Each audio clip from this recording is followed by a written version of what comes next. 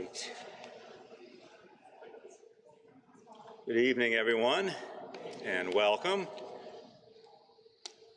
It's a few minutes after 7, and we're still waiting for some people, but I think respecting everybody's time, we're going to get started.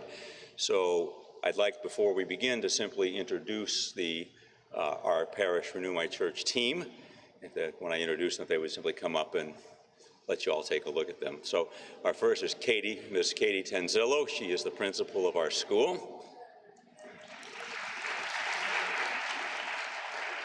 And we have Paul Eifert, who's been in the parish for 30 years, sometimes known as Mrs. Trina, but he's been very active in the parish on his own right.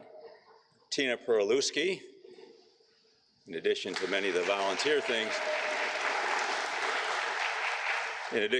her volunteer efforts, she's also on our parish finance committee. Bill Dow is a school father and current president of the sports board.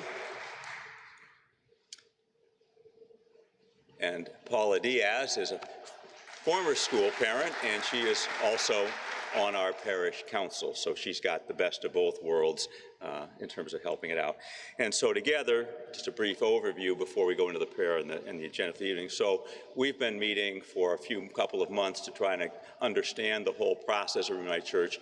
And so what we do is that's the parish team, and we're part of a larger team called a group formation, a discernment team that's made up of an equivalent group from St. Pascal's, Our Lady of Victory, and St. Constance. And this larger group meets together with a Renew My Church facilitator to help talk about and share what's going on in all of our parishes. So tonight, the plan is to introduce the scenarios. Many of you have already seen them online. I put them in the bulletin. I put them in my column. And there are going to be copies of all of this available when you leave tonight as well. We're still in some preliminary stages. We don't have all the answers. So we're going to present what we know, and we're taking your feedback. We met Tuesday night with the leaders of the parish council, the finance committee, and the school board to present to them and get some preliminary feedback. And what we will do is we'll take all the feedback that we get from all of you tonight and online, and when you have a chance to submit some of that, we'll talk about that a little bit more later.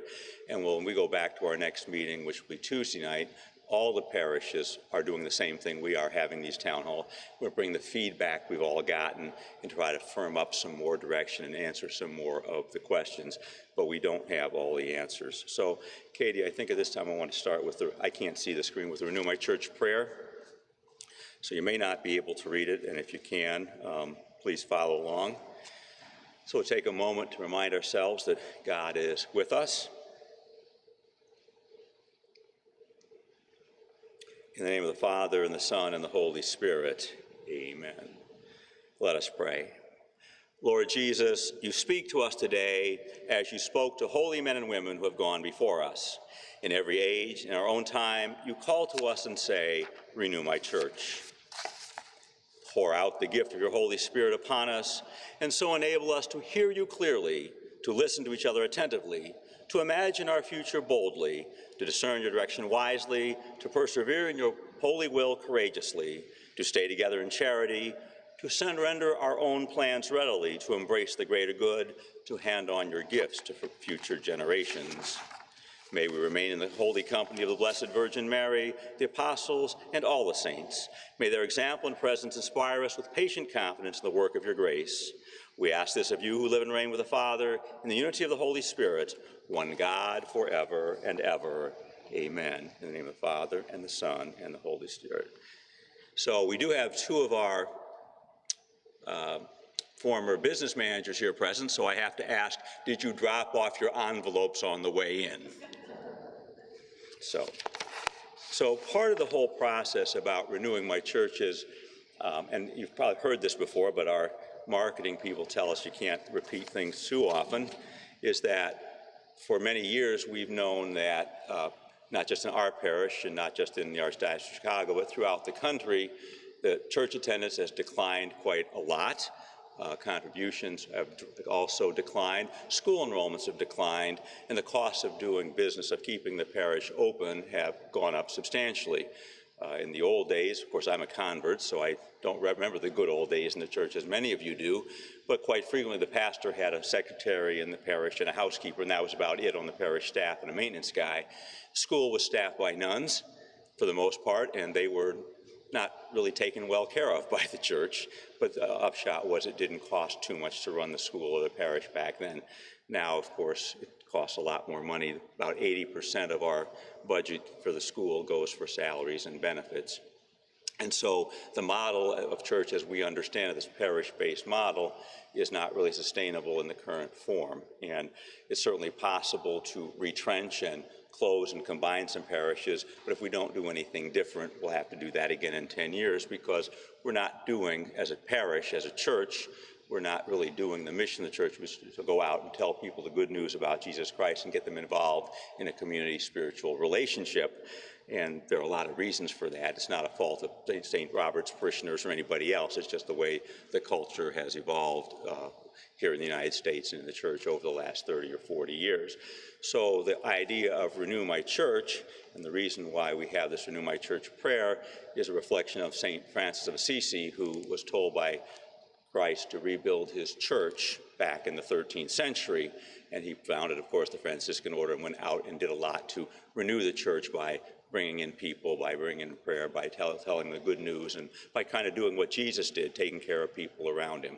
And so that's what we're really called to do as a church. And so while Pope Francis has said the parish is still the spiritual home of the church, we need to look beyond our own borders and not look inwardly, but look outwardly to the community so that we can, change the world, which is the call to do that.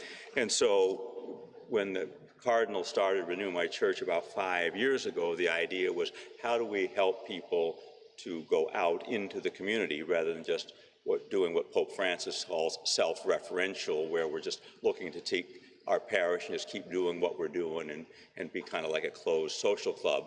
And that was a rather harsh indictment because the parishes do a lot of wonderful things. We do a lot of wonderful things with the parish school, a lot of the events we do, a lot of our religious devotions, a lot of our school and social events out there are very good. They're forming the fabric of community. But for so many people, it doesn't go beyond that. And so when we were first looking at the schools, some of you were here 12 years ago when we started trying to look at all the schools and parishes in our deanery to revision, and we had an initiative called CSI Northwest, Catholic School Initiative Northwest, and we were looking at how to make that broader and to see how we could help solve that problem 12 years ago. And so we've looked at some of those things and how can we make it happen. And the Office of the Archdiocese Office of Research and Planning was saying, even before that, given the demographics of the area, there's simply 3 too many churches and 3 too many schools in our narrow area to support the people that are still here, and that we should think about finding some creative ways of doing things. And that didn't happen. And over the last 20 or 30 years, starting with Cardinal Bernardine, we've closed a lot of schools, we've closed a lot of parishes, and yet we're now in a very similar position as we were 20 years ago. So the Cardinal Subich, didn't want to simply retrench and have us do the same thing 20 years from now. He wanted to revitalize.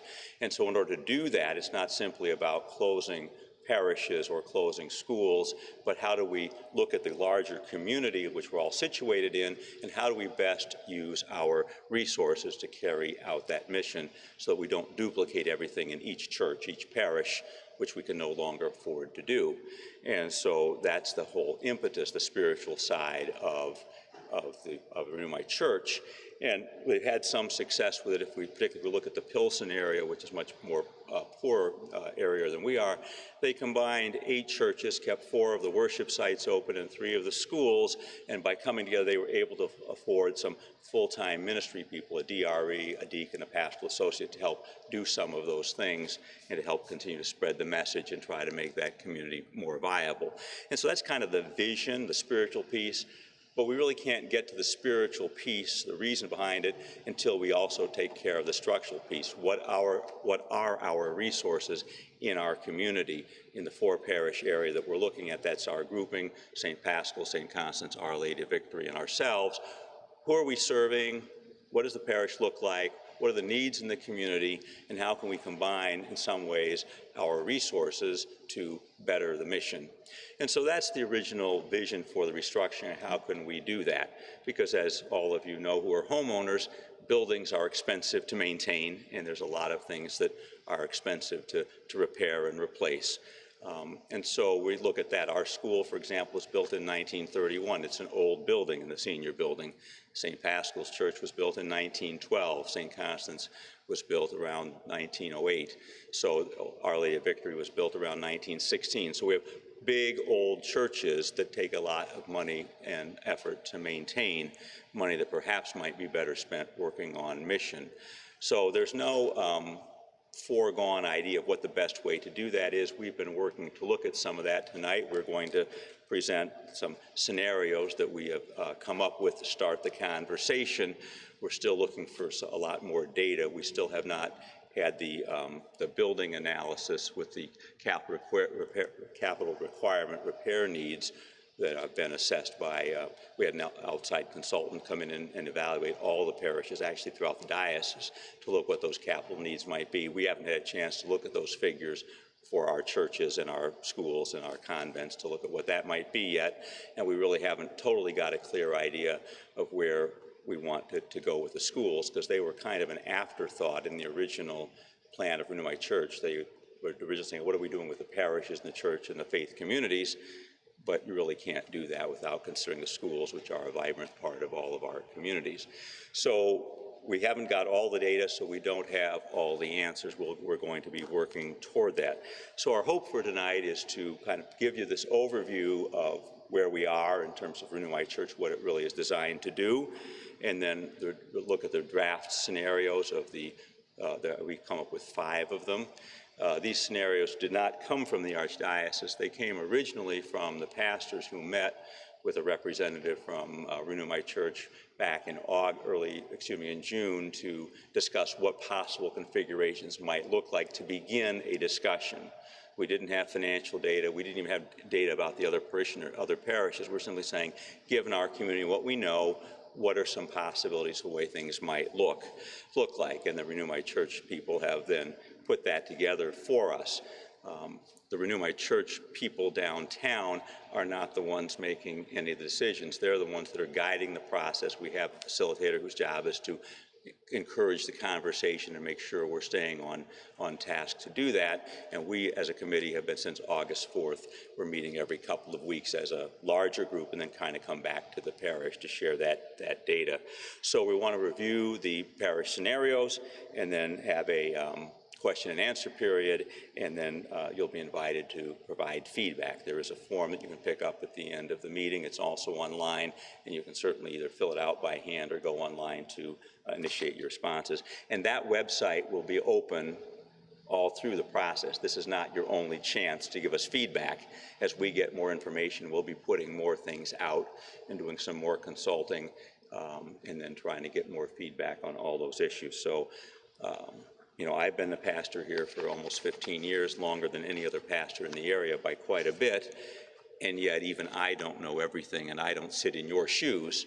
So it's really important for all of us to find out not what the pastors think might work or what the accountants think might work, but although that's part of the reality, but what are the parishioners concerned about, and how do you see it?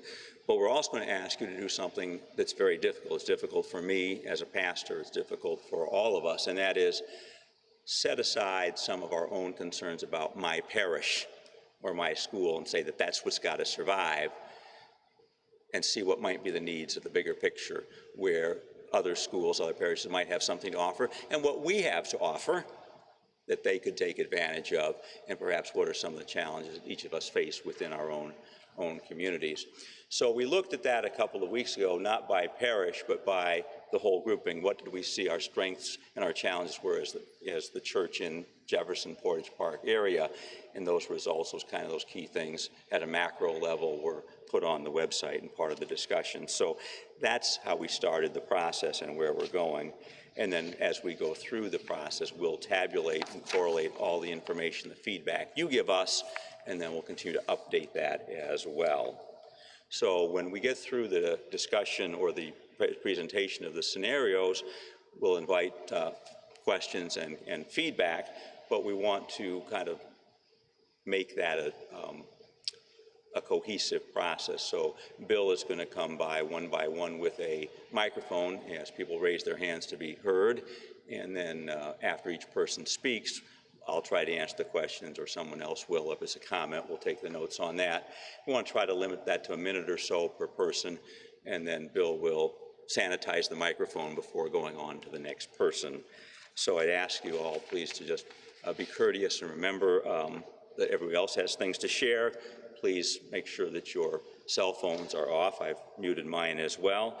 And please refrain from taking videos or pictures or voice recordings of the event.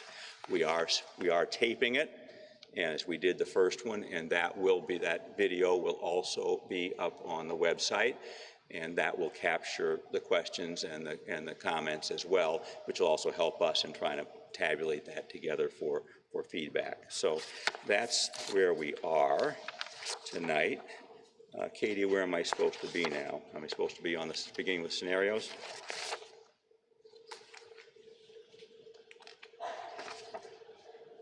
Which slide number?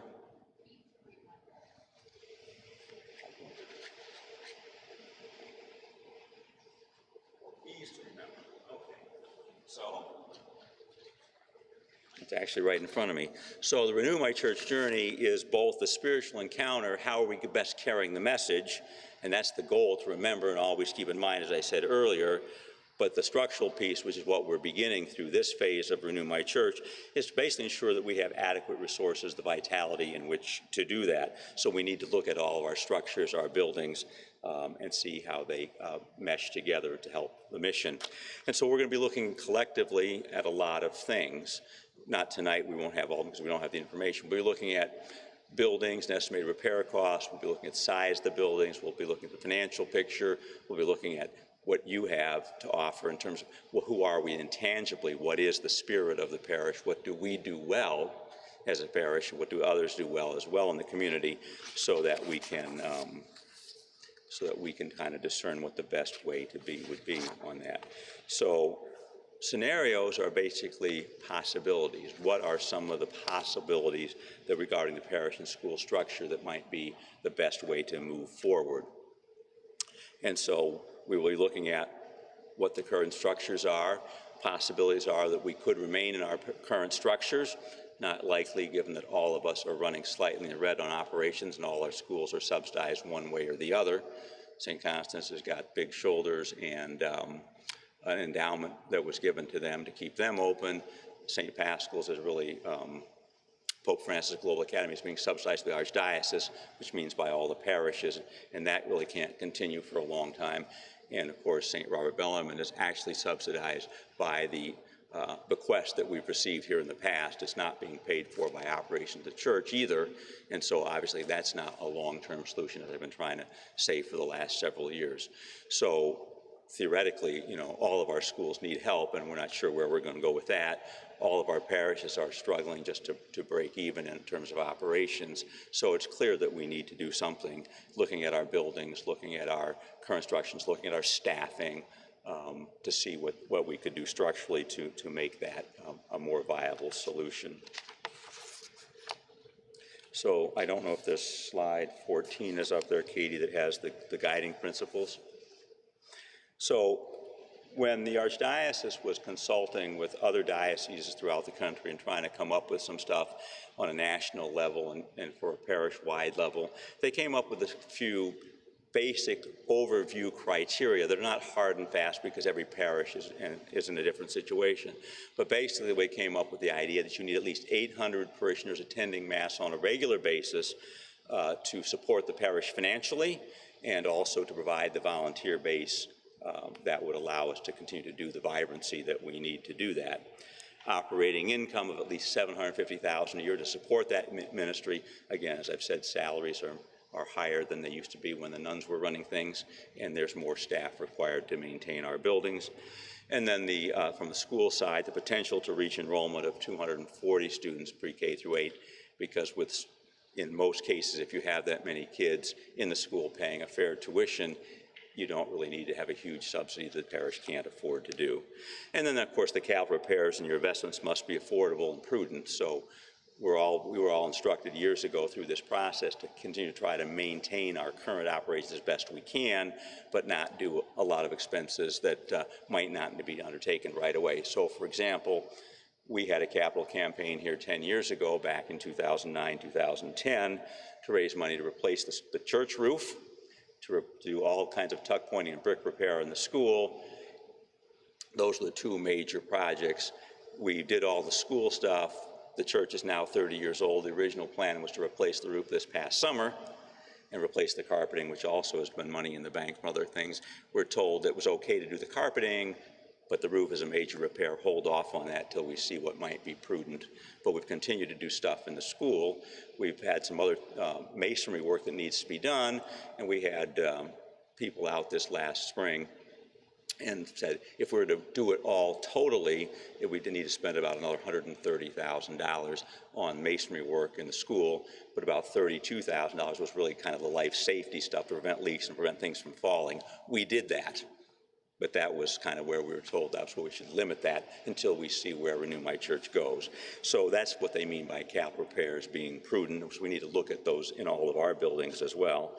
And then we want to certainly take a look at the community itself. So one of the criteria that doesn't really apply to us is having geographic deserts for schools or parishes. Our parishes and schools are all fairly close, so there really isn't a desert in the area. So there's trade-offs that need to be done in all of those possible scenarios, and that's some of the stuff we'll be looking at.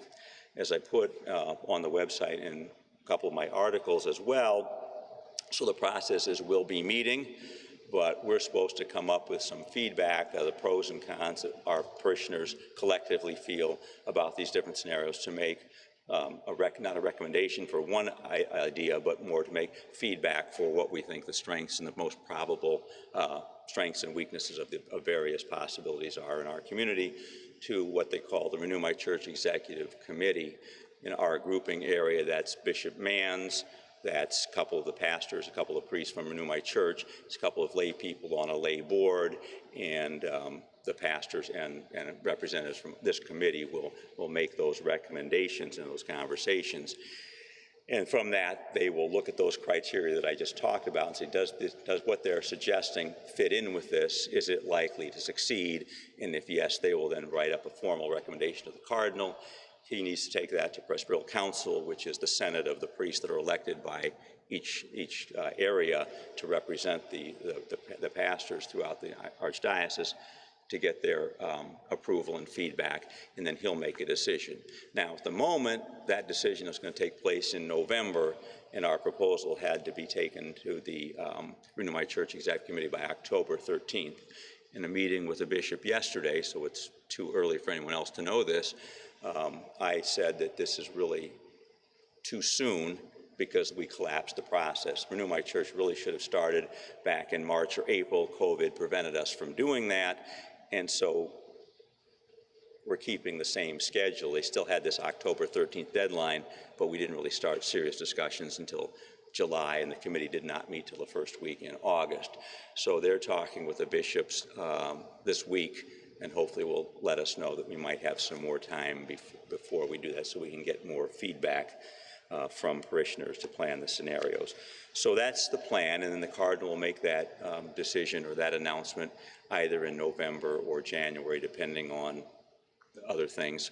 Part of his timeline depends on what's going on in other groupings.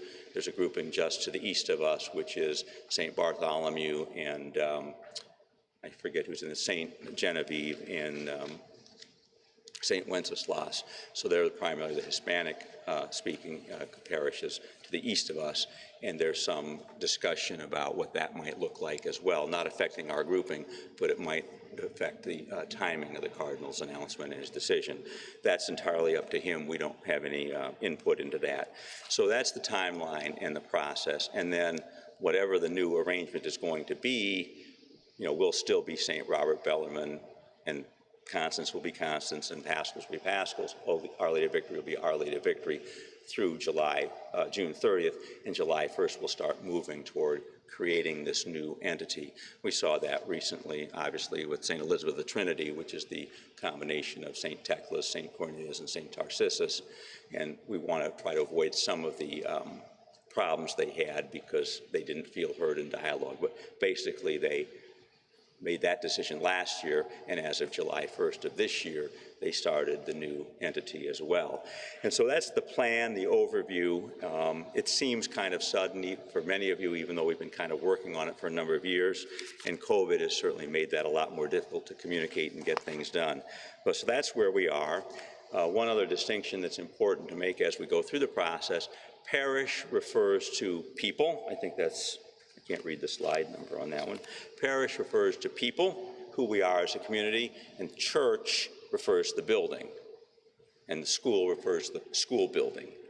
But as you know, school is a community. The parish is a community beyond the buildings. And so that's the distinction we want to remember when we talk about how we might move forward.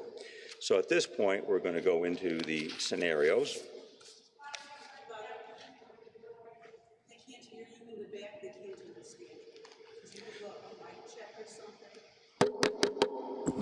It is on, and I've never been accused of being quiet before. Is that better?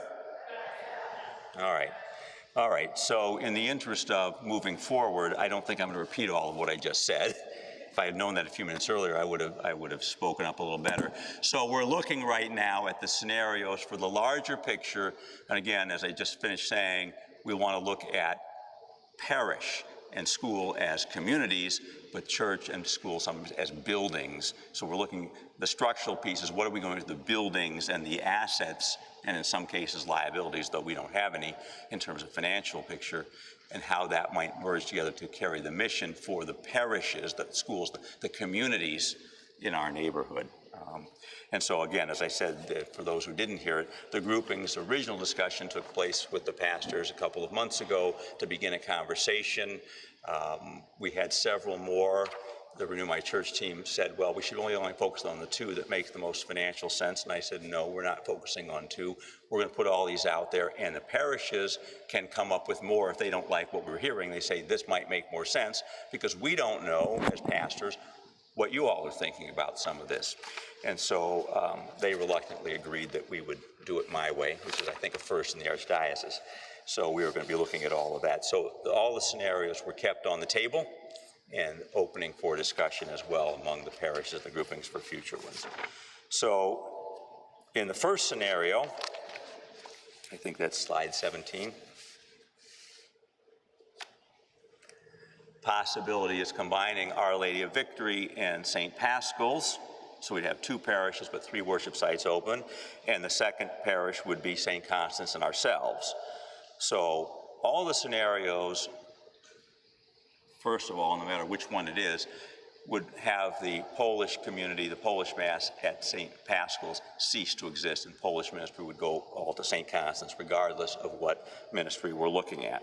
So under this scenario, St. Paschal OLV would be united, but all the masses would be held at St. Paschal, and OLV would move to close because they're struggling more financially and attendance-wise than the rest of us.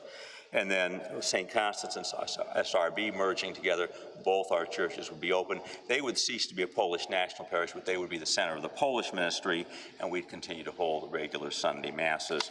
And the schools are coming up on a different scenario there.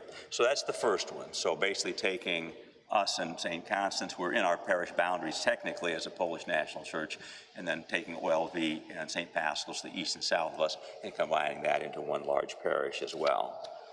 Scenario 2 is similar, but just switching it around. So instead of ourselves merging with St. Constance would move, when OLV would go together, and then we'd move to close Our Lady of Victory.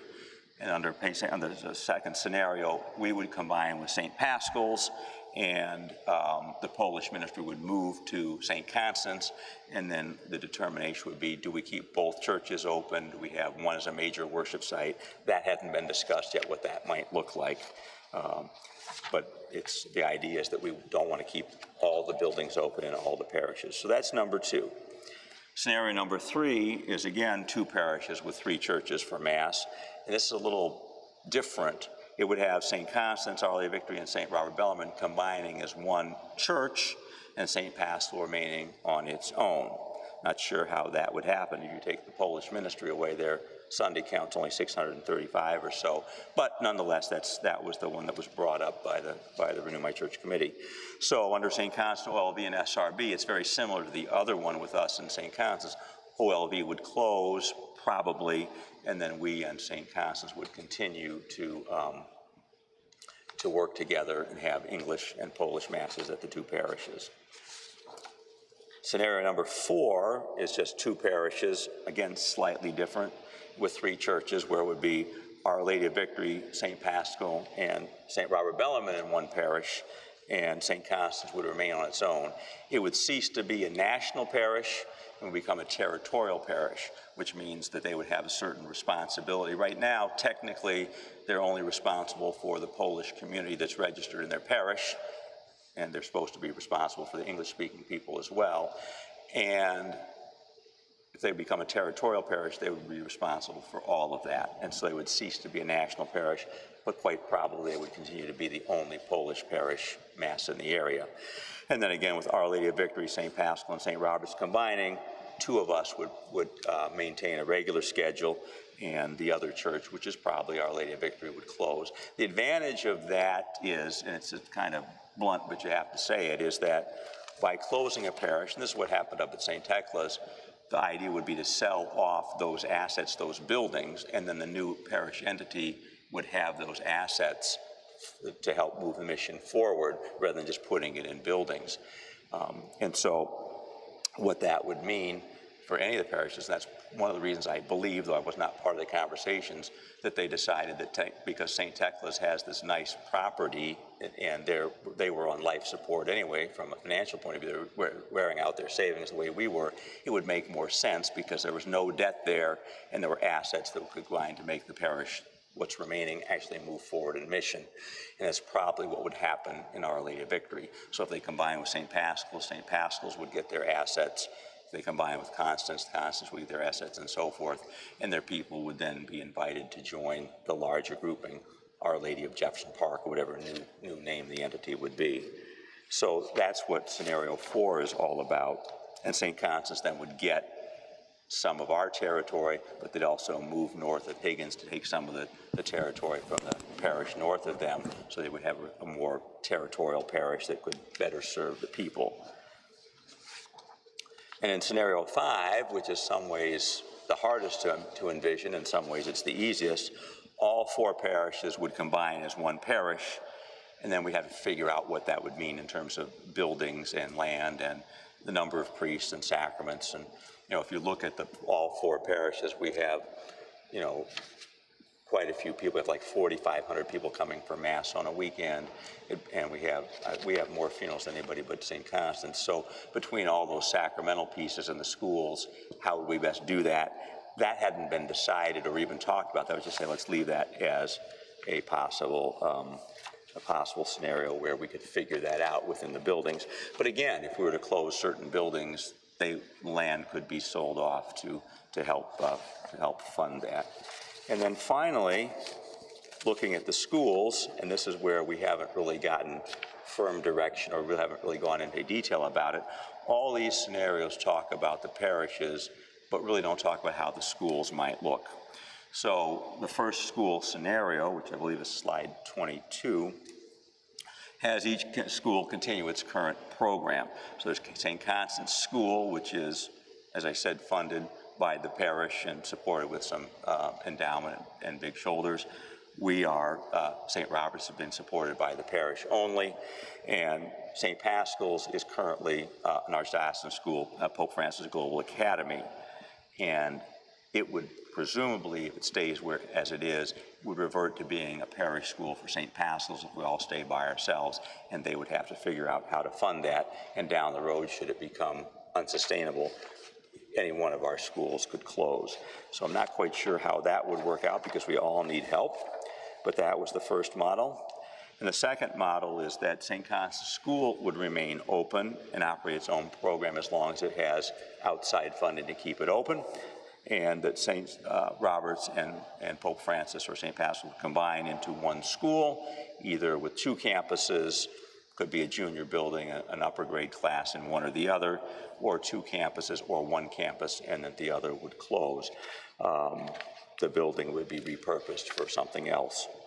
So those are basically the school scenarios. They're not really detailed. We need to look at some of the building information and some of the enrollment data and things like that, but those are the outline of the basic scenarios. So what we're going to do for the rest of this evening, it's 7:40, is to take questions and comments and try to scribe them, and of course they will be on video as well, answer those questions as best we can, and then our grouping team, the team here that I introduced at the beginning, will take the feedback and we'll share it back at the next meeting is next Tuesday, but we'll all through the process, we'll continue to share that and get feedback and direction to see where we might go. And we'd ask in the meantime that everybody continue to pray about all the options, as the Renew My Church prayer suggested. You know, think about the greater good and set aside perhaps not our own needs, but say, what do the others have to offer? And what do we have to offer them, to be open to the possibilities? And then we'll continue our discernment as a parish and go back to the larger group to do that.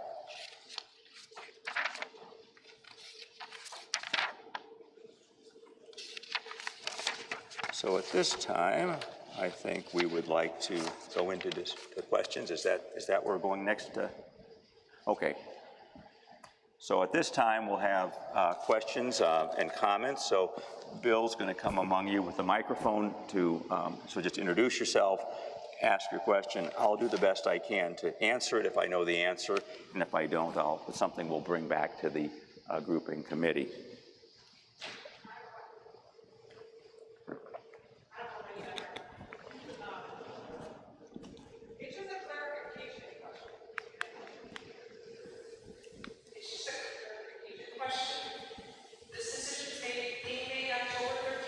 No.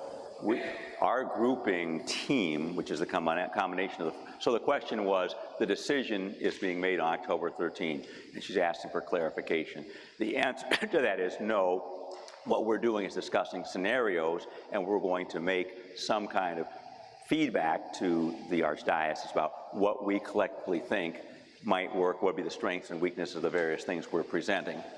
So we're not going to say, collectively, we think this is what we should be doing and take it or leave it. That's what they did in the beginning of the process, and people feel like they were not respected, or some of them were run over.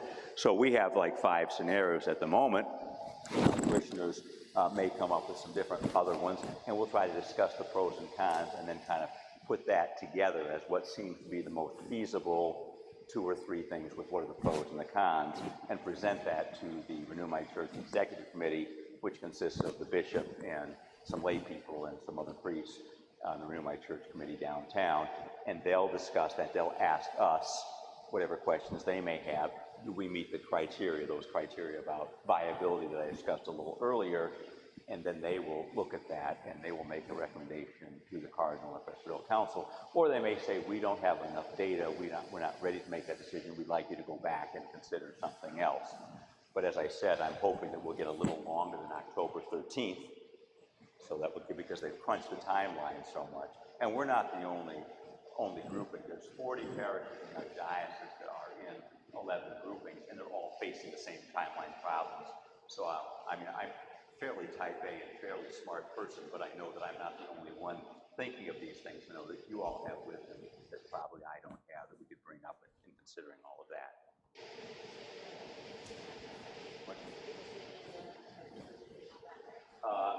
Like I said, originally, yes, they are looking for a decision in November.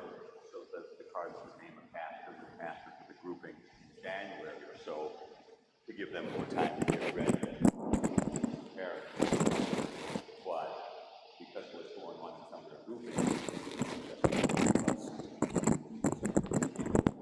what's going on in the other groupings just to the east of us, he may not be ready to make that decision in November because he's got to look at all the recommendations for the different groupings.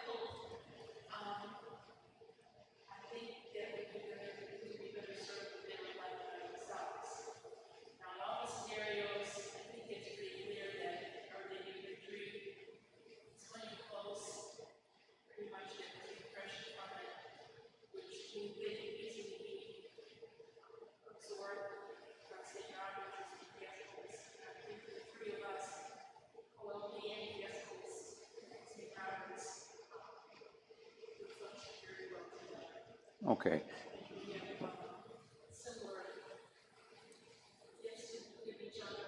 Okay. Okay, so the comment was the scenarios were all published in the native press, and that's not a surprise because we had all parishes put them out on their website on Saturday, so it wasn't meant to be a surprise and spring it on people. It was meant to help people have the same information for the discussions because they're going on in the other parishes as well. St. Constance had their town hall on Sunday. Ours is tonight. One of the two had it yesterday, and the other one's having it tomorrow. I forget which is which of those. So her comment, her suggestion was that because of the serving the large Polish population, the spirituality, the talks, the devotional life, that her thought was that St. Constance would be remaining on its own, would be a good scenario, and then if it looks like Our Lady of Victory is probably going to close under any possible scenario, that the three of us, St. Paschal, St. Robert's, and all be work well together because we're already doing things together and we kind of share a common spirituality, have a lot to offer each other. So thank you, Kathy. Pat Fergus was in the back.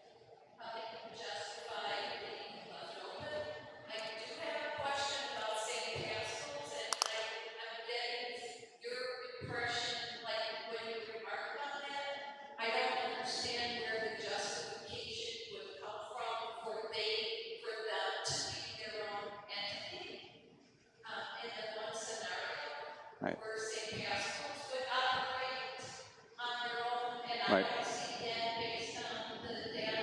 Okay. So that was one thing. Okay, so what Debbie's suggesting is that based on the data, those numbers we put out with financial data, head count and so forth, it looks like St. Constance can do just fine on its own. Our Lady of Victory obviously doesn't justify, it's probably going to close. We've been hearing that a lot. But looking at the numbers, how is it that Pascal's can justify in a scenario being on its own and we're not? I'm not sure, but I suspect it may have something to do with the fact that they have the largest physical capacity. Their church is bigger, the biggest one. It will suit 1,200, which would accommodate the needs of people if other parishes close. I'm not saying it's a good idea. I'm saying that might be the thinking behind it, because quite frankly, and I mentioned this to the other grouping, when we had this discussion a couple months ago, I don't remember how that came up, and that just, so I can't speak to more detail. But their church and their school buildings are physically bigger.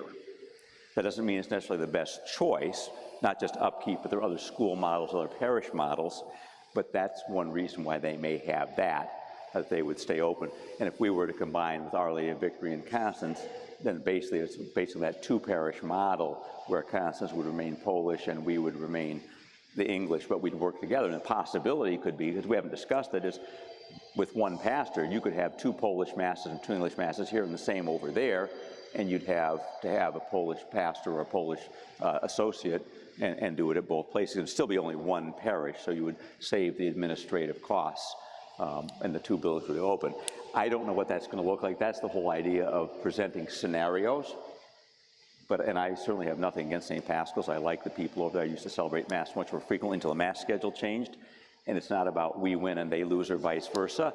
It's simply there's gifts each way, and we have to kind of discern how that would be. But if you're just looking for standalone, I don't think any of us can do it long term, not even St. Constance, because they have an operating deficit too outside of the school. If you look at the financial numbers, St. Constance and St. Robert's are the only people with significant savings. But again, you're spending savings to pay operating expenses, either for the church or the school, and that's just not long-term sustainable. I mean, we could say we don't want to be part of anything, and we could last a number of years, but we continue to see all the same thing with the other parishes. You continue to see declining enrollment, declining contribution, declining attendance, and you just kind of fade off into the sunset, and that's not preserving the church for future generations. One of the whole goals of Renew My Church is that we hear frequently, and we know that people complain that their children, their grandchildren don't come to church, and they're not supporting, and the life is, the average age is much older of those coming to church, and what's our future going to look like? We all know that. The question is, how do we become more vibrant and not just slip off into the sunset using up savings to keep the structures open? But again, I agree with you. I'm not quite sure how that would work or how that came about.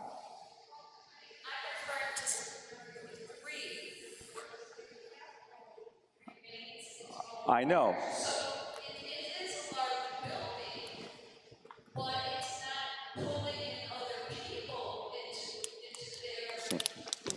Three.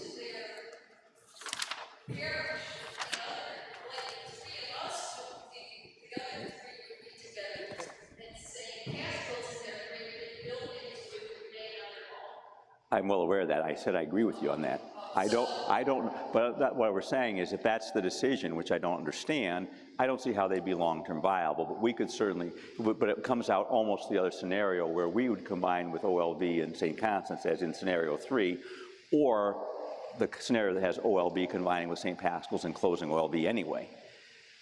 And actually, that makes more sense financially because if they sold the assets of Our Lady of Victory and gave them to whatever the new Paschal entity is, that could support their buildings. But again, it's the same problem. You're spending capital and savings to meet operating deficits. So I don't understand that myself, but that's the whole point of having the dialogues with the parishes and the groupings to say there's a real problem with this and we don't see how that could be viable. It's not like we're getting a vote on who wants 1, 2, 3, 4, and 5. That's not the way it's going to work. It's more like how can we see it? So you're pointing out what many of us have seen when the scenarios came out, that doesn't seem to make a whole lot of sense to us the way it's written. Someone else.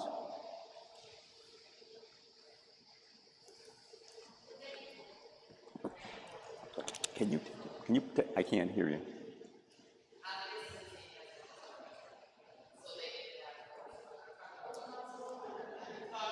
I'll repeat it.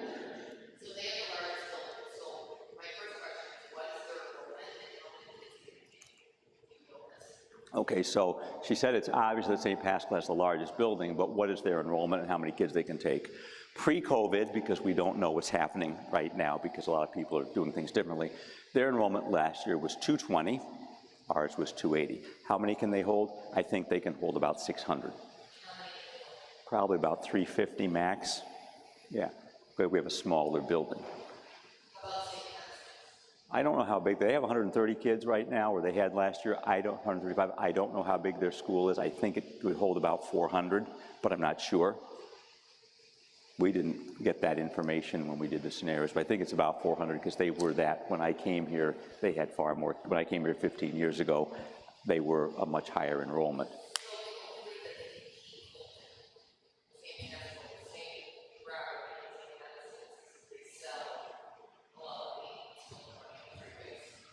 So the question is, so the only way they could keep all the schools open is to close Our Lady of Victory and then take the money and divide it up 3 ways. That's not going to happen because, again, you're spending capital for the, so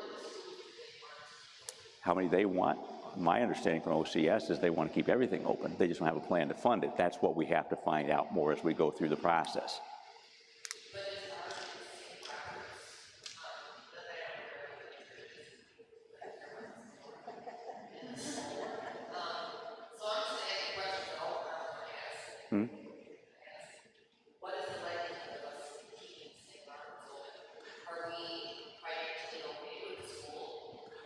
Okay. So the question is, basically, what are the chances that we'll stay open? The answer is, I have no idea, and neither does anybody else about the other parishes. No, the school is not viable by itself. We've been subsidizing it, this has been in my financial reports every year. We're subsidizing the school. Last year it was like $230,000, and that's coming entirely out of money that was left here years ago through bequests or through a previous capital campaign. And my commitment had been, because we started this process 5 years ago, was to try to do what we could to keep things going until we could figure things out. But what's happened, unfortunately, is that the enrollments continue to decline. There's no way any Catholic school can raise tuition sufficiently without driving away people to cover the costs, because the model is different than what it used to be. I mean, it cost like $1.3 million to run that school, and tuition brings in much less than that, $1.6 million to run the school. I don't remember the exact figures off the top of my head from last year. It takes like $1.6 million to run the school. We could make some streamlining of some things, clearly, but we're only taking in tuition, about $1.1 million or something like that, or a little bit less as the enrollment drops. So there's no way we can cover that. That financial stuff has been out there. The school board has seen it for years. It's been in the financial statements. But we were trying to keep things going because we didn't know what Renew My Church would bring. And my concern is, as your pastor, not just for the school, but for the parish, is that if we're going to make these changes a year from now, or when I started doing it a couple of years now, it doesn't make sense to try to make major changes now, disrupt everybody, and then shuffle the pieces again 2 years later. So that's the reason we've been doing it. But in some sense, that's why I said at the beginning, all the schools, in a way, I don't want to say are on life support because that sounds horrible, but we're all getting subsidies that the parishes can no longer really afford to pay. No, not all the schools in the city of Chicago. Some are doing quite well. St. Paul the Cross, St. Mary's Seat of Wisdom, some of the more well-to-do. Well, I know that, but I mean, some of them, but St. Clements is in Chicago, and they're doing quite well, and so is St. Alphonsus. Some of the wealthier parishes are able to do that, but we're not a school of the wealthy. We're a Catholic school, a Catholic church, and so we've always tried to keep tuition reasonable, because many people, they simply make the choice to go to public school because it's free. Nothing is free, you get what you pay for, but we think we have something to offer, but we can't price it out of existence. So most schools in Chicago, probably 40%, maybe a little higher than that now, are on direct subsidy from the Archdiocese. That happens in a number of ways. I won't go into all the financial details, but they can no longer be supported by their parishes. Others are, a few of them have endowments, either through Big Shoulders. And Big Shoulders is taking over, I think they're taking over another 40 schools. That plan came out a year or so ago, where they'll say, we will fund the schools, we'll continue to fund schools, mostly in the poorer neighborhoods where the people can't afford tuition, to keep them open, because that's the mission of education and good for the community. Cardinal George, when we first talked about this years ago, said it is a mission of the church. Cardinal Bernardin started a lot of that to keep that going, but we can't afford to have 40% on subsidy, maybe 15% in poor neighborhoods. So they're usually the ones that get closed first, simply because that's a straight financial consideration.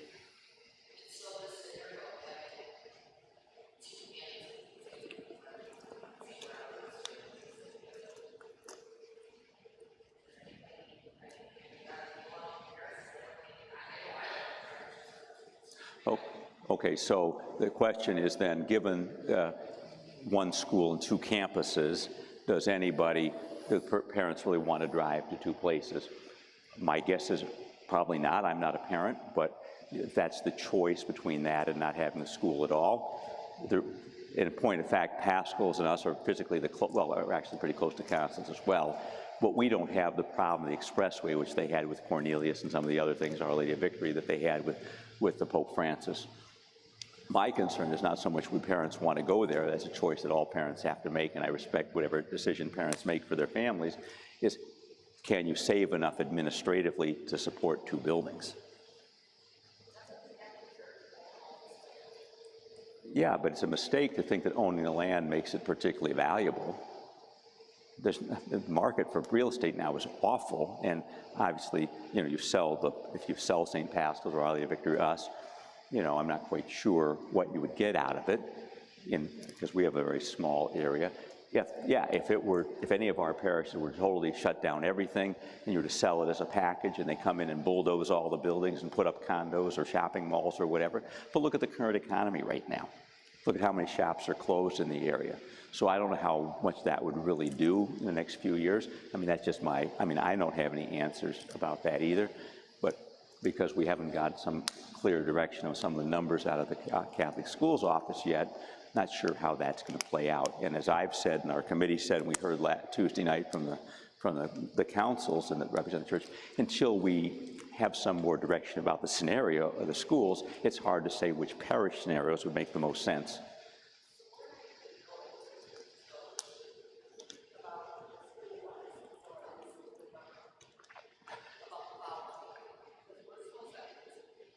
Yeah, in terms of the school, things will be here. We'll be St. Robert's School and Parish and Church. So the question was, so we're not going to know anything about next year until November at least, but we're going to stay. Yes, we are going to continue to be through next June 30th. We are St. Robert's School, St. Robert's Parish. They will be St. Pascal's, St. Constance. They'll continue as they are, but obviously whatever that decision is made, we're going to be working toward transition. So for example, if they were to decide to close Our Lady of Victory, he's not going to spend $200,000 to replace the boilers. So some decisions will be made in terms of that, but we'll continue to be celebrating. Hopefully there'll be a vaccine or some kind of solution so we can get back to more normal. We'll continue to celebrate masses and continue to have the school open and continue to have all the things that we do, given the limits of COVID.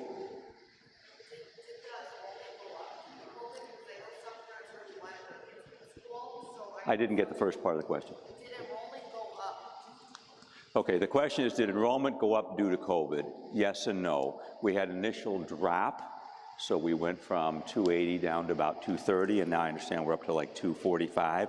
So yes, the biggest problem for most of the Catholic schools is there's a huge drop in preschool enrollment, which is actually the only break-even part of the school because of the way the law is. So preschool, pre-K3, pre-K4 is by law daycare, which means it has to break even, okay, the way the things are written by the policy. So when that enrollment drops, it's not the self-sustaining piece of it, okay? And that's where most of the parents, collectively, it looks like throughout the city and probably throughout the country, are saying, we don't really get the big bang for our buck with three-year-olds in e-learning, so why pay the tuition? At least that's my understanding of what's been happening with the preschools. And if we have to stay home and lose our jobs or pay for daycare for our children, we'd rather do it through public school e-learning or homeschooling, because until they open up some stuff for daycare, that's not going to happen, and it's certainly not going to help the Catholic schools. So in the interim, Okay, we'll be over there in just a minute. So for the time being, yeah, it looks like preschool is dropping pretty much everywhere. And that is a big, huge drop in most people's numbers. But we are getting some coming because they don't want to do e-learning through the public schools. But equally, we've got people who say, I'd rather homeschool my kids and not do even e-learning. So there's no real statistics on that yet. You know, we polled some of the parish. Have you heard any specific feedback, Katie, about the number of people who are homeschooling the kids versus new parents? So it's hard to know that, what those numbers are. Our enrollment has gone up in the last since we opened school, so that some of it is going up. But as to what the long-term effect of that would be, if they're coming simply because of COVID and they don't want public school e-learning, when COVID ceases to be the major problem, are they just going to go back? And if they do, that doesn't really do anything for our numbers. So let's go over here. There are questions on this side. To me, it seems like this is all nuts at this time. It's what? I can't understand you. For me, I think all this at this timing is a bad time. Couldn't they postpone this until after COVID was over? Okay, so the question is, then we're going to go over here. So the question is, it seems like this is bad timing because of COVID. Couldn't they postpone this till COVID is over? And the answer to that, the short answer to that is no. And the longer answer is, the reason they can't do that, and some of the other parishes that are not started Renew My Church will be sped up and accelerate the process, is because collections have dropped so much and tuition has dropped, we don't have the revenues to keep going and open. We are blessed because I've had good financial advice, and that's my former career as corporate controller, so we have money in the bank that we can weather it for now, but it's not a long-term solution. So a lot of the parishes can't, so everyone's still struggling. So to put off the decisions, again, would be, and see what happens next year, is just to put us, in the hole for one more year. And the same is true of Constance and St. Pascal's and Our Lady of Victory, because they can't pay their bills now. That's part of the problem to keep the church open. So no, COVID has actually caused us to accelerate it, even though that creates more uncertainty and more problems, because there's less clarity. But simply the reality of the financial situation makes that no choice, really. First of all, I no longer attend church outside of their sister.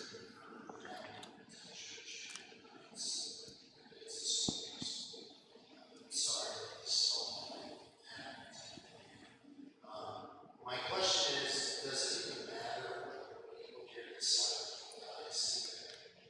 As far as the diocese is concerned, because we've seen this a couple times.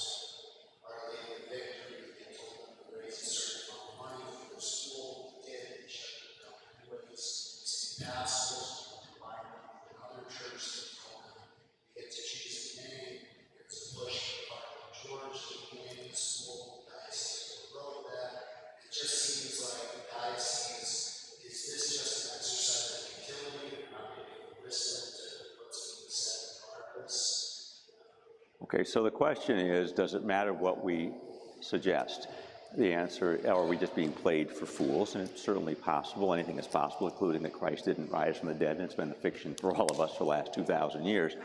So what you're talking about are decisions that were actually somewhat controversial. You said, well, we saw this before Our Lady of Victory was told to raise a certain amount of money, they'd stay open. Actually, Sister Mary Paul went and told the school something exact opposite of Cardinal George, and that made a big problem. As far as Pope Francis Global Academy, St. Paschal was never told they'd get to choose the name, because it's combining of 4 schools, and so there was supposed to be a process. I'm not into the details, but I know that obviously the people at St. Paschal's wanted Cardinal George because he was from there and he meant a lot, and he means a lot to me too. He's the one that ordained me. But that's not the decision of St. Pascal's to make that. So the bigger question is, does the Archdiocese have a done deal and we're just exercising futility? If that's the case, he's going to have a lot of pastors who will no longer work for him, and people will leave the church. I don't believe it, but again, that's why they wanted to make it clear that we're not making a decision, that the 4 parishes aren't coming and saying, this is what we think is the best, and we're taking a vote We're saying, what are the possibilities? What do we think are the best choices given the ground? And they are going to take that into consideration. Obviously, they're going to consider things like finance and stuff like that. I think for our particular grouping, the big problem is funding of the schools, and that's going to drive the parish decisions. I think that's wrong, but I think that's just the reality, that that's how it's going to be, because the way we are as a culture. And so schools are important, but I had a conversation with the bishop about this a number of years ago when Sister Mary Paul was doing some things, and she said, well, Father, aren't Catholic schools a mission of the church? And my answer was, no, they're not. And the bishop, everybody was gasping. I said, Catholic education is the mission of the church, and the school model, it seems right now to be the most effective way to deliver it, but it has to be effective. And there was no good funding model in the way that was being done. So I believe Catholic schools are a big piece of who we are as our Catholic identity, and they're very important. But unless we have some change in the way we fund and do modeling of it, it's not going to be viable, because so many parishes, like OLV, were bankrupt. They spent all their savings on huge debt to keep the school open, and it still didn't work. And even the money that they raised through pledges was not going to be enough to sustain them. I mean, they were on huge subsidy from the diocese for several years, and I don't know that the parishioners were actually told that, but I don't know because I wasn't over there, and that's just not sustainable. So we're trying to get as much information. I think I'm pretty transparent and open. I try to be as much as I can to let people know what's going on. When I don't know what's happening or don't know answers, I try to share it. As a corporate controller, I do understand the finance and the business aspect of it. I don't believe that should be the tail that wags the dog, but it's a big piece of it in terms of structure and keeping things open and keeping light of the mission. So I believe that the whole idea of getting the parishes together, remember the diocese is also spending an incredible amount of money to hire like the facilitators to go through this process, do all these things. Yes, we're spending a lot of hours on it, but they're spending an incredible amount of money and time to do this project, because the Cardinal, I believe the Cardinal is sincere when he says he wants to know what people are thinking in the parishes. Now, that's the Cardinal, and he has a lot of people who work for them, and I'm not stupid. You know, I believe that there are people downtown that have their own agenda about finance and other things like that, and they have a voice. And is the Cardinal going to hear that voice? Yes.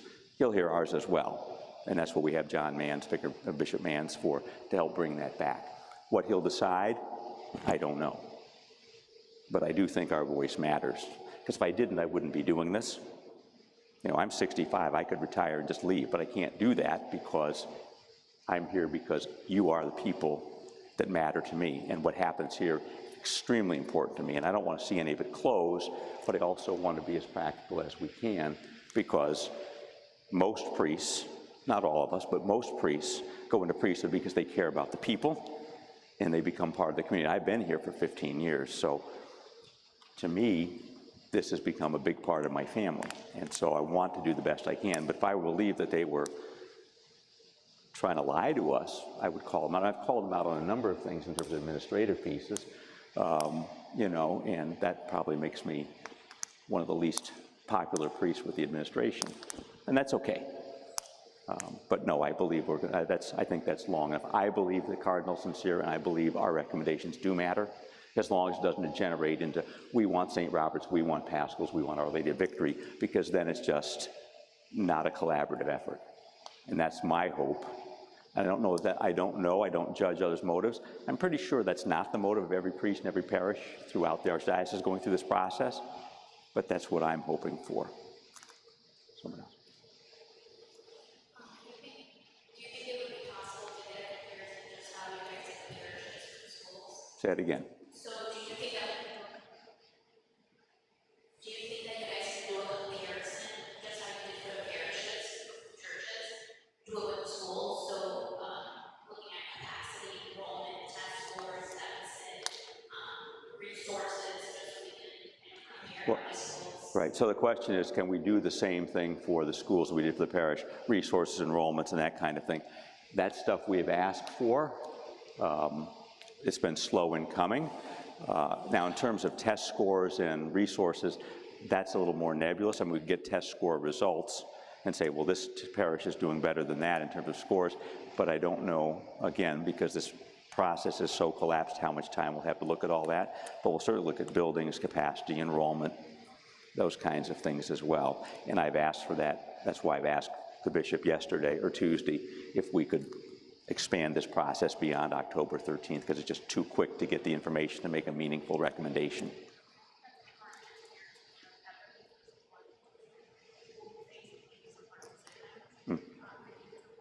Right, right. So parents with schools, her point is very well taken, that parents concerning about the schools need to have that information because they'll have to make some hard decisions, so it'd be good to be informed. And I believe that too, with all my heart. Better informed, if the more informed you are, the better decisions you can make, and not just individually, but collectively as a group. Yeah. I have two questions regarding fisheries versus oil if they close for ministry to be consolidated into another parish, as well as if our church were consolidated into a unified parish. What happens to our ministry? Okay, let me answer that one first. So the first question is, if a parish is to close, like right now some of the scenarios suggest that Our Lady of Victory would close, what happens to their ministries? Do they continue? The answer is yes.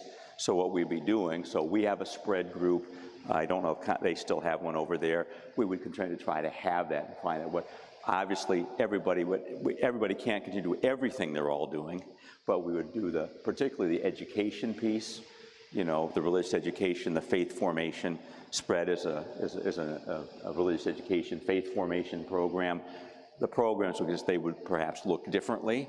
So for example, if you look at our parishes, we've been doing a lot with Our Lady of Victory and St. Pascal's in the last few years. We'd probably keep the multi-parish mission, but last year we had 120 people in our faith formation program, the public school kids that come here on Saturdays.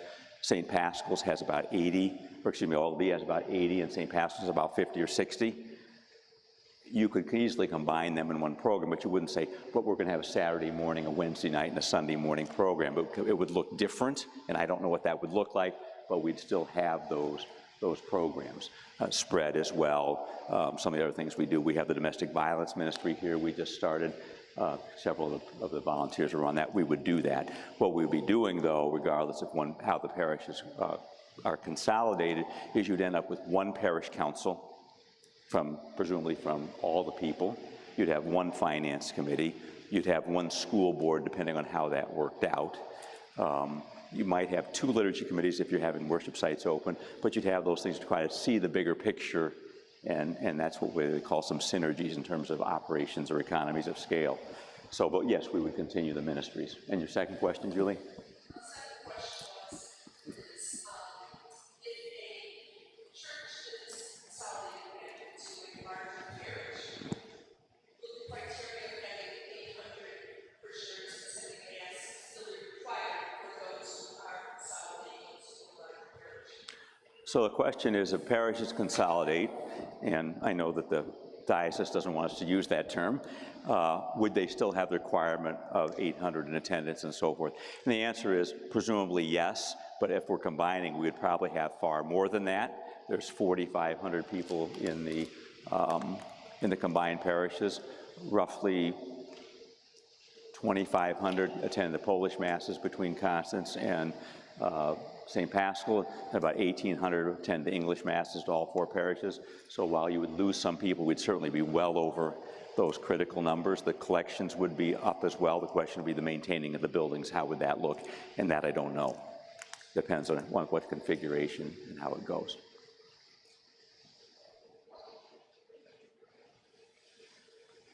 My question, why scenarios for the schools, St. Constance, so just a financial thing, or is it, because it seems like they have by far the smallest enrollment. I would think they would be more protected because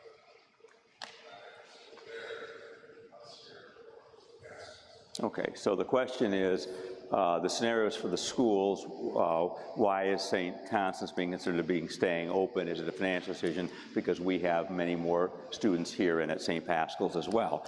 And that's a question that's been asked by the groupings as well.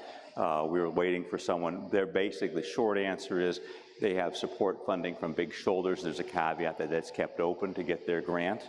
and they have an endowment for that purpose, what that would look like. We'd ask for the Big Shoulders people to come and tell us what they're doing, because it's different than what they're doing for the other schools in the poor neighborhoods.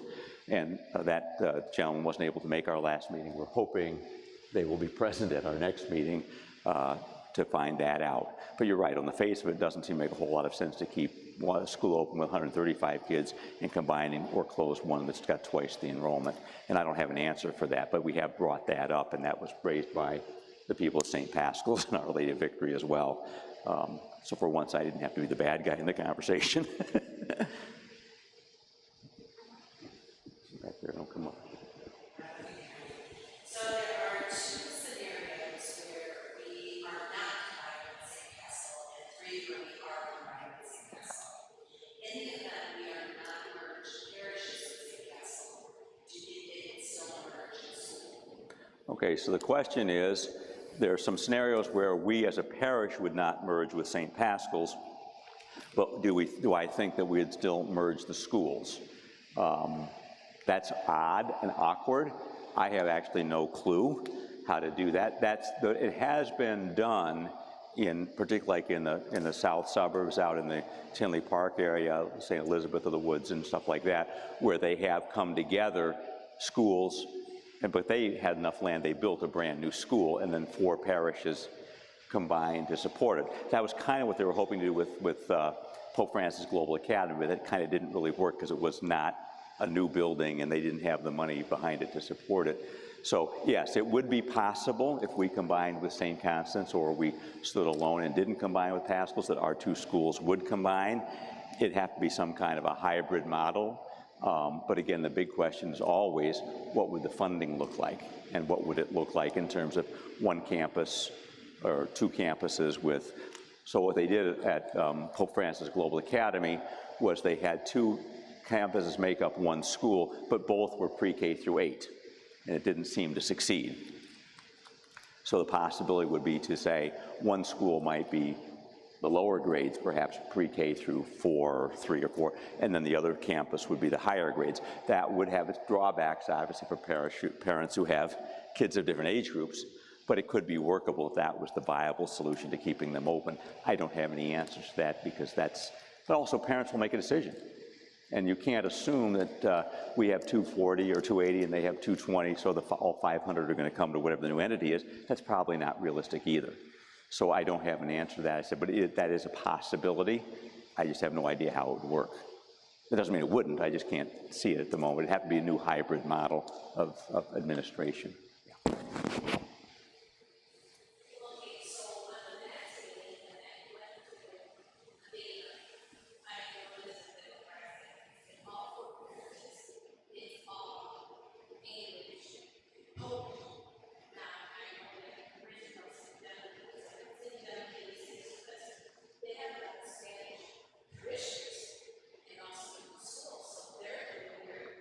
Yeah.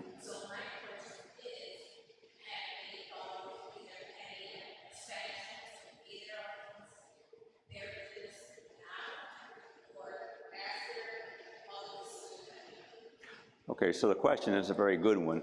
A lot of the parishes around here, including our area, have an awful lot of Hispanic people as well, and some of their parishes have those, as there have been, and there's a lot, certainly, that are at St. Pascal's. A lot of our religious ed kids are Hispanic as well. Are we talking about possibly including that in the current scenarios? That was brought up at the very last minute, about a month ago, actually even less than that. And the decision was, let's leave the Hispanic ministry aside for now, even though because we're looking at we're all just English and Polish, but we really need to consider it. We have a lot of people, and of course, as you all know, Hispanic is kind of a misnomer. You're Cubano, you're Puerto Rican, you're Mexicano, or whatever, and so there's a whole different culture in each one of them. Obviously, to the southeast of us, most of them are of Mexican ancestry, so there's a different culture, so the question is, will we do that? That was saying that, and that's one of the reasons why the cardinal decision might be delayed, because they're talking about that to the east of us. But if you look at the demographics, for example, St. Ferdinand's, which is quite successful, but it's still Polish, but 70% of the people that live in their geographic boundaries are Hispanic. And they don't do really anything for that except some religious ed, because they, you know, that's their primary ministry is Polish, and then to the English that are in the community. So something should be done there too, but will it be done through, you know, coming east closer to St. Ferdinand's first, or will we say we've got a lot here? Because you've also got, you know, a lot of Hispanics living in the St. Priscilla's area to the west of us, but that's also a Polish parish. So that's difficult. Bilingual parishes, by and large, don't work when there's a ton of parishes in the area, because you could go to one or the other, and yet none of us really want to go back to monolingual national parishes, you know, where we say the Spanish aren't welcome or the English aren't welcome, this is a Polish Mass.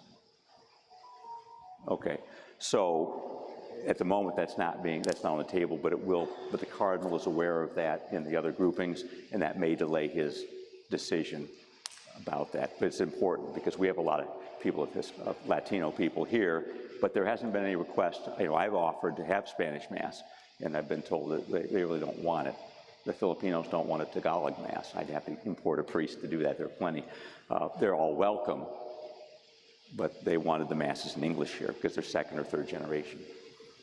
Okay, we have about 5 or 8, 10 minutes left. Well, we'll go over a little bit if we need to.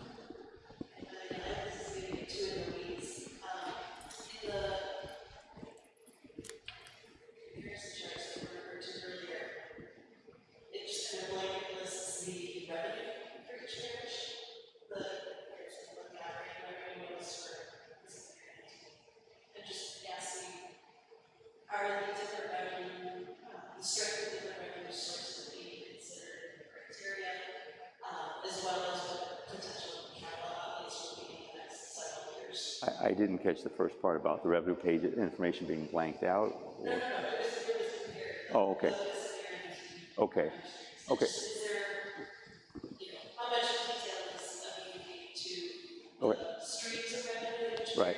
Sustainable investment income? Okay, so the question is, where you had an operating revenue total, just one number there, what are the sources of the revenue streams, and how are they being funded, and are we going to be considering the capital needs as well? And the answer is yes. They haven't given us some of that information, so about a week or, I don't know, maybe 10 days ago, we got the capital request information, but was a summary for each parish. And then I got the detail of St. Robert's, but we didn't get the detail of the others. And I said immediately on looking at it, it's problematic. If you look at that total that's out there, it says we need in 7 years $1 million in capital spending, and St. Pascal's needs is just a few hundred. And I don't know what's in their numbers, but I do know that they want to have air conditioning at that church, and that's not in their figures because it's not something they need to do. Whereas they're talking about the number they gave us, and we just had somebody come out, is that it will cost us in year 7 $400,000 to replace our 30-year-old units. It's not going to cost anywhere near that, but the numbers are not apples to apples. In the school, there's $200,000 to replace the boiler. That's a very realistic number, but our boilers are 90 years old, and they're built, they could last another 30. Whereas the new built boilers were put in our OLV a few years ago are much less expensive, but they probably only last for 15 to 20 years. But because they were just done a few years ago, there's nothing in there for replacing their boilers either. And again, I don't want to pit one parish against the other, but those numbers aren't apples to apples, and that's what I wrote that to the bishop's office and to the RMC people, and the capital people downtown that had the study done. I said, these aren't apples to apples unless we see what's in each specific parish, not just the pastors seeing their own parish data, which I gave to all of our committee because I don't believe in hiding things. Say, this is the information, we need to make a decision, we need to know that. And so I believe sometime next week, the grouping, so the people from all 4 parishes are going to do a tour of the facilities. This was supposed to have been done months ago, and COVID prevented that, to look, and hopefully we'll have this more specific numbers so that they can be explained. Here's the church, here's what they're talking about. And, you know, this might be 7 years, this might be 2 years, this might be just, would be nice to do if we could fund it. The revenue streams for most parishes, actually, you talk about investment income, it's pretty close to zero. We all know what the interest rates are right now, so it's pretty close to zero. And the stuff that we had in investment account because of market risk the Finance Committee decided, suggested that we pull it out of the market because we lost some money for a while, and put it into a CD with the Archdiocese, because that's how we do our savings. So that, I think that pays 1%, which is more than you get at the bank. So, the money we have in the bank is earning almost nothing, but it's not losing. And the same is true for St. Constance. Their capital is not earning much money. The other two don't have savings or very little. OLB has debt. That will go away once the new entity, the Archdiocese is not going to be able to collect that once the new entity is formed. So the revenue streams primarily, besides tuition and fundraising for the school, are Sunday collections, some other things that we do like that. We're not getting, none of the parishes are getting bequests from people who passed away the way we used to. And so that's a little difficult. We don't have huge donors. Most of our big donors have died in the last few years. So that's where that money in the bank has come from. And I can't speak to the other parishes. I know that that they had that at OLB, that would have been a different story. When Father Paul was pastor at St. Paschal's, he said, I wish I had bequests like you've been getting. Well, those have dried up in the last few years, but they don't have them, and that's why they have no savings. And I can't speak to St. Constance because I really haven't looked at I don't have access to their financial data. But all those things will be considered in how we go forward. But we need to get more of that data into the hands of the committees so we can share it and discuss it and then say let people know what that means.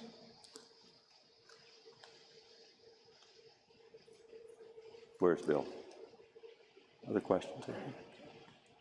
And here's one over here, which we already had.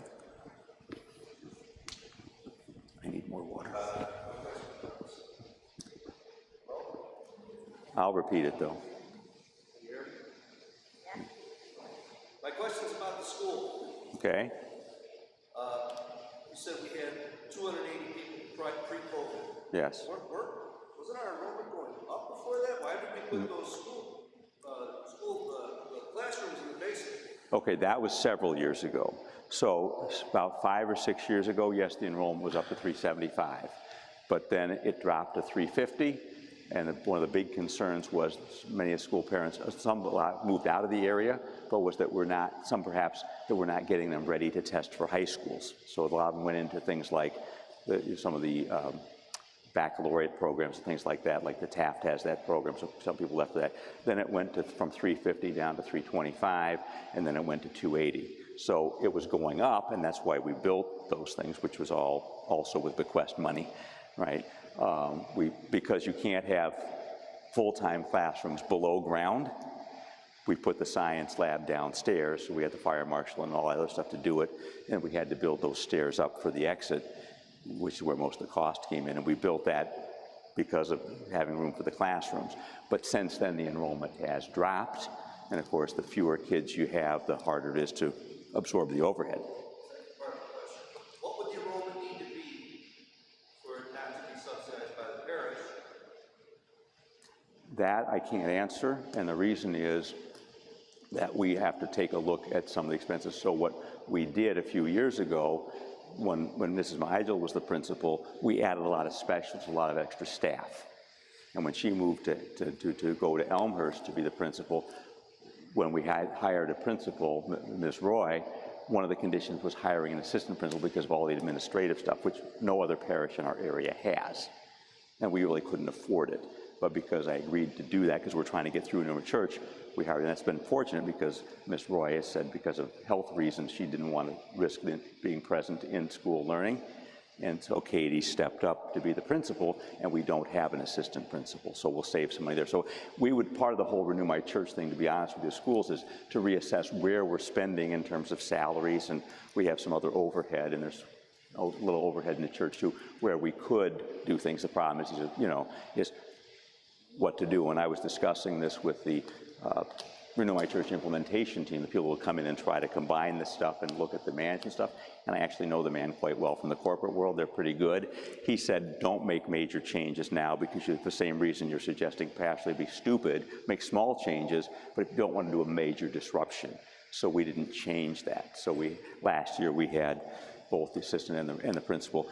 Clearly we could save salary and benefits that way compared to the other schools as well. So I don't know what the number is, but the diocese has been saying 240 is reasonable, if other things being equal. I don't think that's a realistic number if you look at the schools, what they're saying. Is it an absolute imperative that the school be unsupported by the No. So the question is it an absolute imperative that the school be unsupported by the parish? No, that's not a rule, but in the days when this model was formed, parishes had big attendance and surpluses. If we don't have a surplus in the Sunday collection and what's going on, even though we're cut staff down in our parish, I have less staff than some of the others. Until a few years ago, I was the only parish that only had one priest.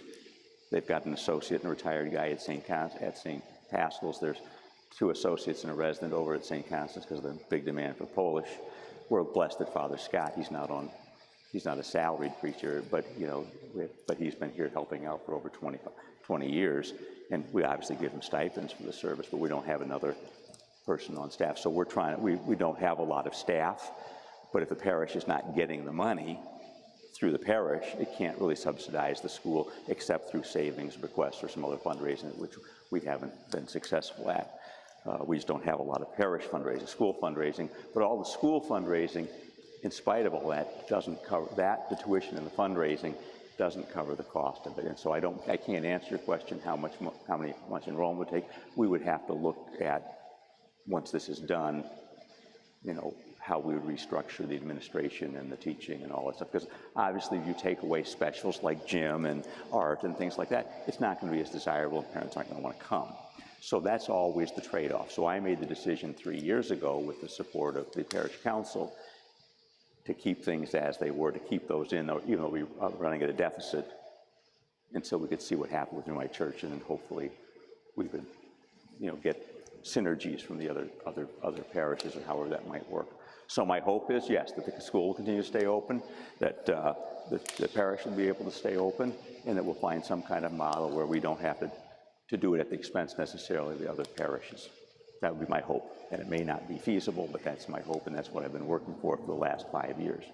Other questions?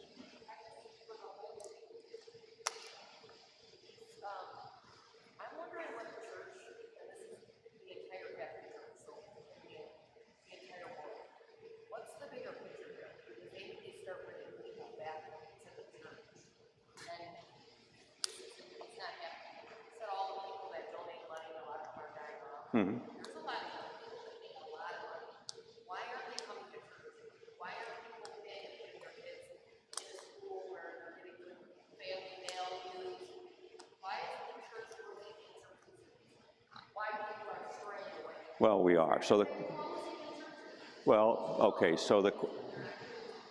question is, what is the Catholic Church overall in the bigger picture doing? Because we are losing people, losing money. There's a lot of people that do have money, and why are the young people not coming? That's a question, if we had the answer to, we wouldn't have a problem. I think personally that it's a cultural thing. Because it's not true in the rest of the world. Most of them don't have the church model that we have. For example, in Germany, the churches are supported by the state. Everybody pays taxes, and you check on your tax return. I'm Lutheran, I'm Catholic, I'm nothing. And then they divvy up a certain tax revenue to support that. And most of them don't have parochial schools. The model here in the United States is vastly different than it is certainly in Africa and Latin America and Europe as well. But I think culturally, the United States has become a much more consumerist culture, and that applies to subconsciously for the church as well. And people have many options today.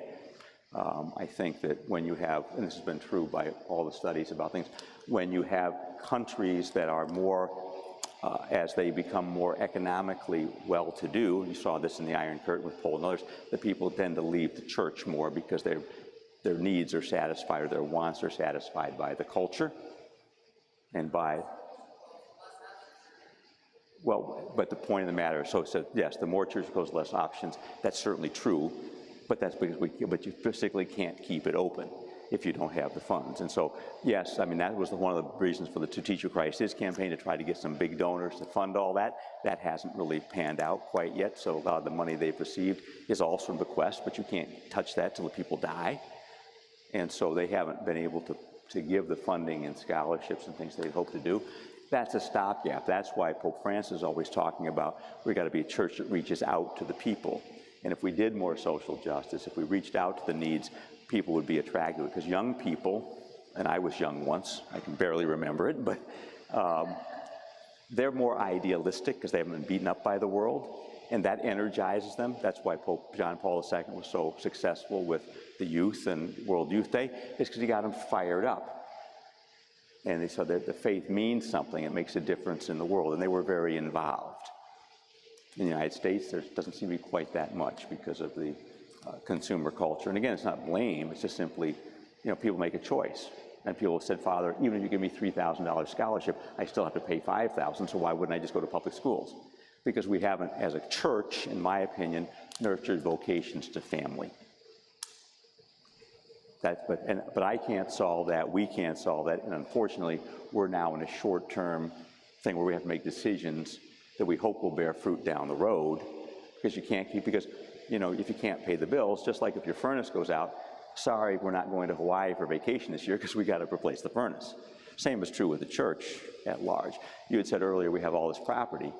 We do. Collectively, the church owns a lot of buildings, but there is no resale value for much of it. And when you sell off capital, pay for operating expenses, you're left with no capital, and the operating expenses still stay.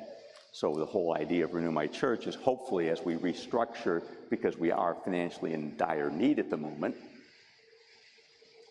that we can then move forward to try to do more of this evangelization, more of this reaching out to people, focusing on what's truly important, which schools, faith formation, religious practices, all those things. And I know that's not a satisfactory answer, but I think that's part of the bigger picture. We're over time, so we'll take, if you don't want to stay, that's fine. I don't know how long we'll be taping, but I'll take a couple more questions. But I do know that these people all want to go home too. It's been a long day, particularly for Katie. What happened to the students from OLV that go to school? Where did they go? Where did the students from OLV go? A lot of them went to public schools. Some went to St. Monica's. Some went to St. Edwards. A couple of them came here, but that's only a temporary blip. They'll come and they'll go.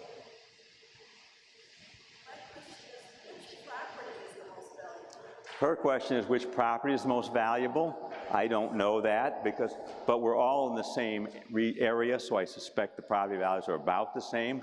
My guess would probably be, if I just had to make a guess, would be Our Lady of Victory, because it has the most land there.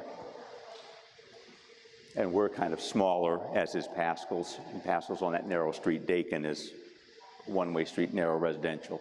But I don't really have a good answer to that. Okay, well, thank you, everybody. If you have more questions or comments or suggestions, please, you can always call the rectory. But if you're on electronic media in any way, simply go to the website. You can go to Renew My Church at RMC at Arch Chicago at SRB.org and post your stuff there. The survey is on there as well. So